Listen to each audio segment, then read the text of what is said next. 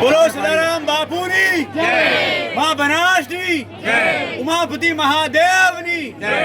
મિત્રો, આપણા સમાજમાં આપણા રાજકીય નેતાઓએ જે બંધારણ બનાવ્યું એ બદલ આપણે ખૂબ સરસ એમનો આભાર માનો છો અને તમે સૌ બન્યું એ બદલ ખૂબ આભાર માનો છો। કેમ કે હાલની મોંઘવારીનો દોર છે અને એ સમયે આપણે હાલ જરૂર છે આ બંધારણની, એટલે આપણે ખૂબ ખૂબ આભાર માનો છો।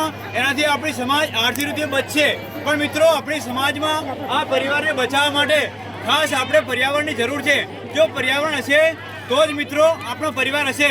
મિત્રો, આસ્થાની દ્રષ્ટિએ મહાબનાસના વીરપુત્રો ગ્રુપમાંથી શ્રી આપણા ગુરુજી, આ પ્રદેશના ગુરુજી એવા મહાબનાસના વીરપુત્ર ભેમાજી શિક્ષક, મહાબનાસના વીરપુત્ર બાબુજી ભગત બંધવાડ, મહાબનાસના વીરપુત્ર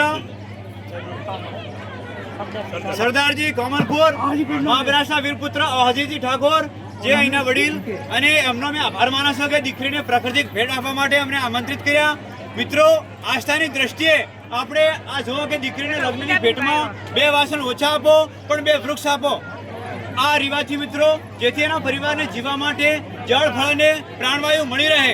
મિત્રો, આપણે એક ઉમરાનું ઝાડ વાવી જતન કરો, જેનાથી એક અશ્વમેઘ યજ્ઞ કરાયો હોય એટલું આપણને પુણ્ય ફળ મળે। એક બિલીપત્ર વાવી જતન કર્યું હોય તો આપણે એક શિવાલય બંધાયું હોય એટલું પુણ્ય ફળ મળે।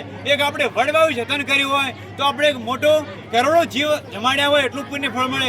એમ કોઈ પણ ઝાડ વાવી આપણે જતન કરો તો એક સદાવ્રત ખોલ્યું હોય એવું આપણી દીકરીને દર વર્ષે પુણ્ય ફળ મળે।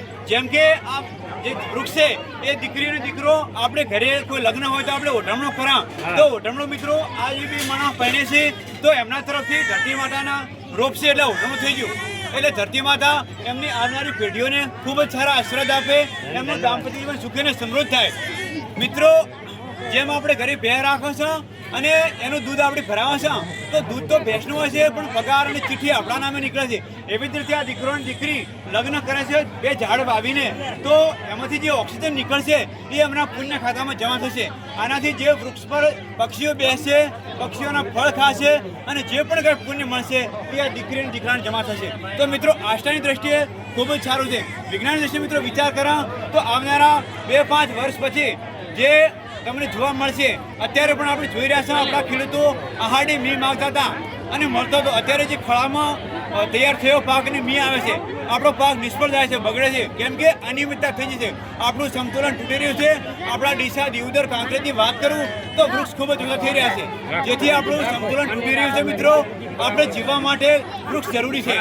પૈસા, સત્તા, સંપત્તિ આપણા પાસે ઘણું હતું પણ કોરોનામાં આપણે જોયું કે જ્યાં ઓક્સિજનના સિલિન્ડર ન મળ્યા ત્યાં જીવવું મુશ્કેલ થઈ ગયું। તો આપણા તો આપણે ખૂબ જ મુશ્કેલ છે। તો અમે વિશ્વાસ કરો છો, આશા રાખો છો કે આ પરિવાર જે પરપક્ષ છે એ સુરક્ષિત આ ઝાડને લઈ જશે અને 2 માણસ હાથે વવરાવશે। જય મા બનાસ।